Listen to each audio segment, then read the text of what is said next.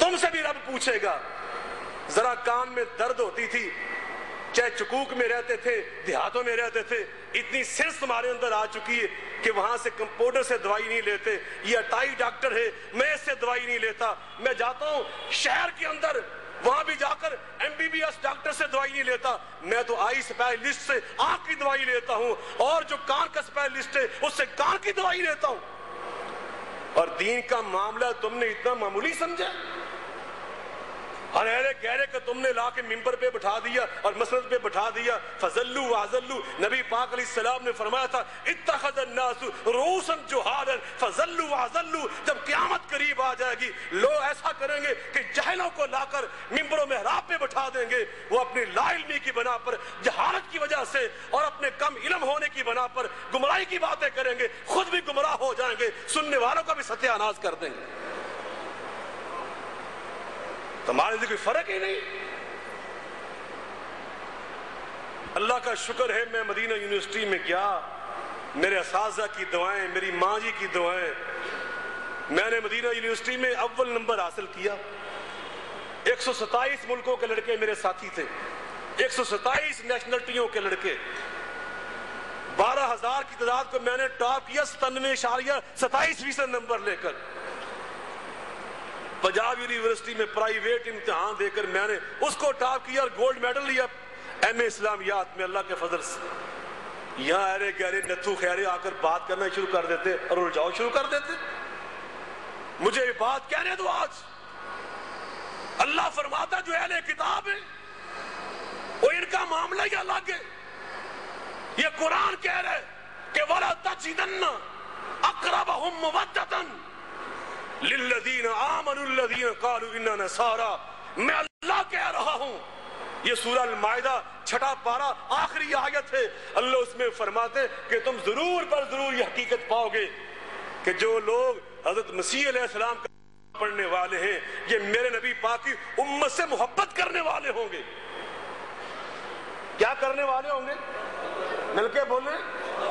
یہ قرآن کہہ رہا ہے، سورہ المائدہ کہہ رہی ہے، 6 پارہ کہہ رہا ہے، آخری آیت کہہ رہی ہے وَلَا تَجِدَنَّ أَقْرَبَهُمْ مَوَدَّةً لِلَّذِينَ آمَنُوا، ایمان والوں سے سب سے زیادہ محبت کرنے والے جو دنیا میں لوگ ہوں گے وہ لوگ ہوں گے الَّذِينَ قَالُوا إِنَّا نَصَارَى، جن لوگوں نے مسیح علیہ السلام کے ہاتھ پر کہا تھا، ہاتھ رکھ کر کہ ہم اللہ پہ ایمان لائے۔ مسیحیوں کو تو اللہ تمہارا سب سے زیادہ قریبی حلیف اور دوست اور محبت کرنے والا کہہ رہا ہے۔ اور ابھی تم نے سنا اگر مشرک ہو کر کوئی تمہارے ساتھ محبت کرے، نیکی کرے تو تم بھی اس کے ساتھ، اور اگر کوئی اہل کتاب کوئی مسیح ہو کر ہمارے ساتھ محبت کرے اور اللہ جس کے بارے میں کہہ رہا ہے کہ یہ ضرور تم سے محبت کریں گے، تو تم بتاؤ ہمیں کیا کرنا چاہیے؟ اگر کوئی مسیحی انجیل کو ماننے والا جس انجیل کے بارے میں رب کہتا ہے فیہ ہدن و نور، ہدن و موعظہ، وہ انجیل میں اللہ کا نور ہے، ہدایت ہے، نصیحت ہے، اور کہا کہ یہ لوگ تم سے ضرور محبت کریں گے، یہ پڑھے لکھے لوگ ہیں، وَالرُّهْبَانًا، راہب کی جمع، تنہا بیٹھ کر دنیا ساری چھوڑ کر اللہ کا نام لینے والے لوگ ہیں، وَأَنَّهُمْ لَا يَسْتَكْبِرُونَ، متواضع لوگ ہیں، عاجز لوگ ہیں۔ امریکہ کن کا ملک ہے؟ بتائیں مجھے، ہندوؤں کا ہے؟ کن کا ملک ہے؟ مسیحیوں کا۔ کینیڈا کن کا ہے؟ برطانیہ کس کا ہے؟ جرمنی کس کا ہے؟ آسٹریلیا کس کا ہے؟ دنیا میں سب سے زیادہ ملک مسیحیوں کے ہیں۔ الطہور شطر الایمان، نبی پاک فرماتے ہیں طہارت اور پاکیزگی یہ تو آدھا ایمان ہوتا ہے، اور ان کی عاجزی اور تواضع کا حال یہ ہے۔ اور پاکستان میں رہنے والوں، اللہ کی قسم ان کی تواضع کا حال میں نے عجیب دیکھا ہے۔ ہماری طہارت کا سارا آج دار و مدار ان متواضع اور عاجزی کرنے والے مسیحیوں کے اوپر آ چکا ہے۔ اور تمہارا حال کیا ہے کہ جو تم سے محبت کریں اللہ فرماتے ہیں کہ تم اس کے ساتھ کیا کرو؟ کیا کرو؟ تم بہت اچھا کر رہے ہو سلوک، میرا خیال اچھا سلوک کر رہے ہیں. اور جو ہمارے ملک میں رہتے ہیں جن کے اللہ نے ہمیں حکمران بنا دیا زیادہ تعداد میں ہونے کی وجہ سے اور مسلمان ریاست ہونے کی وجہ سے، نبی کریم علیہ الصلوۃ والسلام کے پاس فتح مکہ کے دن ام ہانی آتی ہیں. یہ نبی پاک علیہ السلام کی بہن لگتی ہیں رشتے میں، حضرت علی کی بہن ہے. کہتی ہیں اللہ کے رسول صلی اللہ علیہ وسلم وہ بڑی جلدی میں، نبی پاک غسل فرما رہے تھے، حدیث میں آتا ہے چادر باندھی ہوئی ہے، کپڑا کیا ہوا ہے، غسل کر رہے ہیں آپ. ام ہانی بڑی جلدی میں، صحابہ نے کہا کہ نبی پاک غسل کر رہے ہیں. وہ بہن تھی، وہیں سے آواز دی، السلام علیکم کہا. اللہ کے رسول میں نے فلاں بندے کو ذمہ دے دیا کہ تم بے شک مسلمان نہیں ہو، کلمہ نہیں پڑھا، لیکن تم ہماری ریاست میں شامل ہو، میں تمہیں جان مال عزت آبرو کی حفاظت کی ذمہ داری دیتی ہوں. میرے بھائی علی بڑے جو شیلے ہیں وہ کہتے ہیں کہ اس نے نبی پاک کو دکھ دیا تھا، دین کا راستہ روکا تھا، میں اس کو زندہ نہیں چھوڑوں گا. مجھے بتائیں مجھے کیا کرنا چاہیے؟ ہائے ہائے ہائے، اللہ کے رسول نے کیا فرمایا؟ آپ فرماتے ہیں جاؤ صحیح مسلم اٹھا کے دیکھو.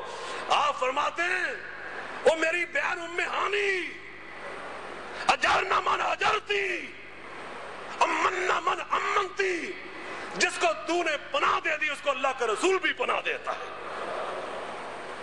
جس کو تو نے امن دے دیا اس کو اللہ کا نبی بھی امن دیتا ہے.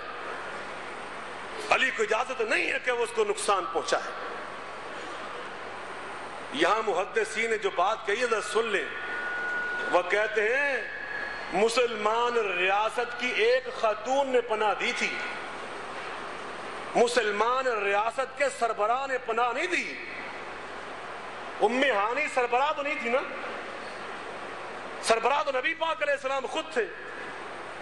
وہ وزیر بھی نہیں تھی، مشیر بھی نہیں تھی، ایم این اے بھی نہیں تھی، سینیٹر بھی نہیں تھی. ایک فرد تھی، ایک شہری تھی، اس نے پناہ دی. محدثین فرماتے ہیں کہ مسلمان ریاست میں تو اگر کوئی ایک عورت بھی پناہ دے دے تو پوری ریاست کے مسلمان اس کو پناہ دینے کے پابند ہو جاتے ہیں. نبی کریم علیہ السلام فرماتے ہیں ذمۃ المسلمین واحدہ، سارے مسلمانوں کی ذمہ داری، اور ذمہ ایک ہی ہوتا ہے، ان میں سے کوئی ذمہ داری دے دے کہ ہم تیری حفاظت کریں گے تو سارے مسلمانوں پر اس عہد اور ایگریمنٹ کو پورا کرنا فرض ہو جاتا ہے. پاکستان میں رہنے والے سکھ، یہاں رہنے والے پارسی، یہاں رہنے والے ہندو اور یہاں رہنے والے مسیح، ان کو پناہ کی ذمہ داری اور ایگریمنٹ کس نے دیا ہے؟ یہ میں نے اور آپ نے بطور شہری نہیں دیا، پاکستان کی ریاست نے دیا ہے، پاکستان کی سٹیٹ نے دیا ہے، پاکستان کی حکومت نے دیا ہے.